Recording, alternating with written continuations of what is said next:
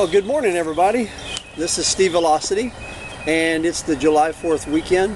So happy holidays. Hope everybody's enjoying themselves and being safe.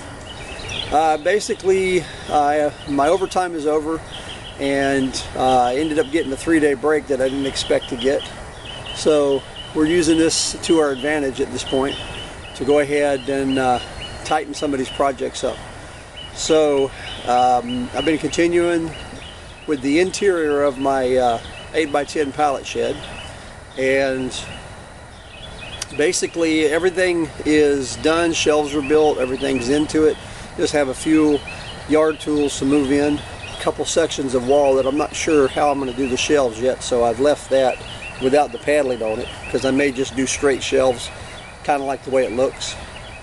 And today we're going to go ahead and work on the chicken coop.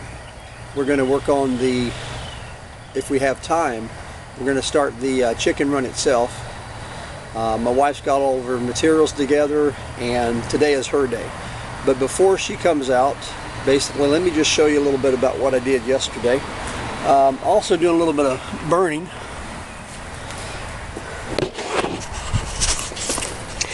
Alright, so got some of the wood laid out for the project, and you know this pile goes down pretty fast. Actually, it's burning pretty fast. It's not too hot out here right now, so I decided to get up early and kind of do it.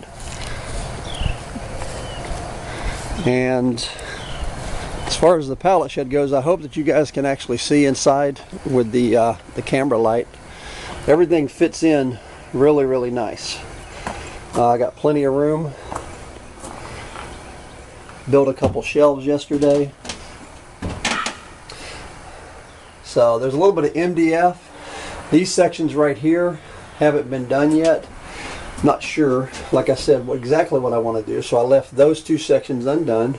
Built a nice shelf for my stuff, and even have a nice handy place to hang my weed eater on the back there. I had gotten a couple of huge 20-penny nails at a garage sale, cleaned them up, and basically they make really good hangers. And I was kind of playing around yesterday with this look right here. It looks really good, but it takes a long time to do it.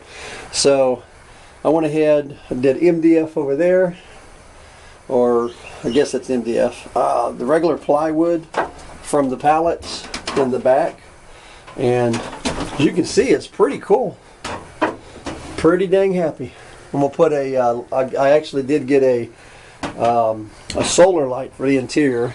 It's got a 16-foot cable. I just have to figure out where to put it so it gets sunned, because I'm in the shade. As you can see, everything's in the shade here. So let's see. Oh, my ramps had a bee there. My ramps, I decided to go ahead and make them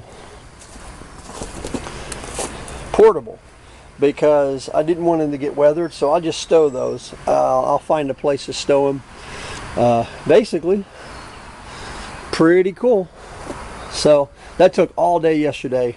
I do want to tell you something about the pallets though. If you guys are going to go ahead and build your own pallet shed, there's a couple lessons I learned along the way. The first lesson is that if you have the luxury, get exactly the same pallets that are uniform throughout, that have exactly the same number of support braces, because when it comes time to go ahead and put your plywood on, if you don't, you're going to wrestle with it. So yesterday I ended up having to chisel some areas to make it fit.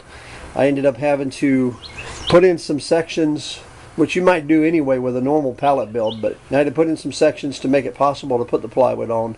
And because I didn't have uniform pallets when I started, in terms of like cosmetics, so that you can have flush fittings, I had a lot of little things to do. So I mean, it still meets my goal. It's solid, it's secure, you know, it's really rough, but I love the rough look. And I'm not even going to paint it inside here because it actually lightens it up to where light flows in here a lot better too. So I think other than some tweaking out here and there and putting my hand tools, the garden tools and things like that in here, I'm pretty much calling this a win-win for me. So that was one of the big lessons. But like I said, you can see how really nice this looks right here, right? If you decide to go ahead and do the interior with just normal slats like that, it butts up. It really looks kind of cool. And of course, I did that also with the plywood, so that when you get done, you have this nice finished look on the inside, which you can see it wasn't really possible for me to get totally perfect on this. That's why I call it a shed slash barn.